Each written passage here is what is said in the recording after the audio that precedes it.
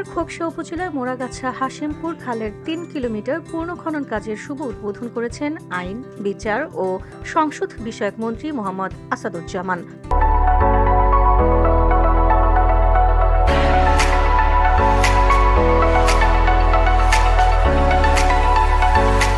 সোমবার দুপুরে খোকসা উপজেলার মোড়াগাছা এলাকায় খাল খনন কর্মসূচিতে অংশ নিয়ে তিনি এই উদ্বোধন করেন। উদ্বোধন শেষে মোড়াগাছা সরকারি প্রাথমিক বিদ্যালয় মাঠে এক আলোচনা সভা অনুষ্ঠিত হয়। এ সময় স্থানীয় নেতাকর্মীরা আইনমন্ত্রীকে শুভেচ্ছা জানান। আলোচনা সভায় বক্তব্য দিতে গিয়ে আইনমন্ত্রী মোহাম্মদ আসাদুজ্জামান বলেন, এনসিপির নেতারা গণভোট নিয়ে যে বক্তব্য দিচ্ছেন তা তারা না বুঝেই দিচ্ছেন। তাদের বক্তব্য অর্ধেক বোঝার ফল। তিনি বলেন, এই বক্তব্যের জবাব জাতীয় সংসদে দেওয়া হবে। তিনি আরও বলেন, তাদের দেওয়া বক্তব্য সঠিক নয়। বিএনপি জুলাই সনদকে শ্রদ্ধা করে এবং সেই সনদের আলোকে পথ চলতে চায়। আবেগ ও আইন দুই বিষয়কে একসঙ্গে এগিয়ে নিতে হবে বলেও মন্তব্য করেন তিনি।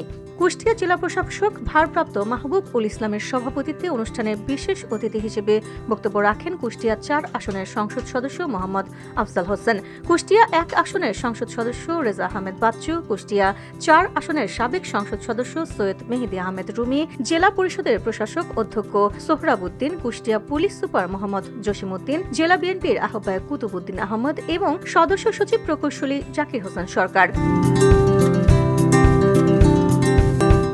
সোমবার দুপুর 12:30টার দিকে দিনাজপুরের কাহারোল উপজেলার বলরামপুরের সাহাপাড়ায় এই কর্মসূচির উদ্বোধন করেন প্রধানমন্ত্রী তারেক রহমান। একই সময়ে তিনি ভার্চুয়ালি দেশের 54টি জেলায় খাল খনন কর্মসূচির উদ্বোধন করেন।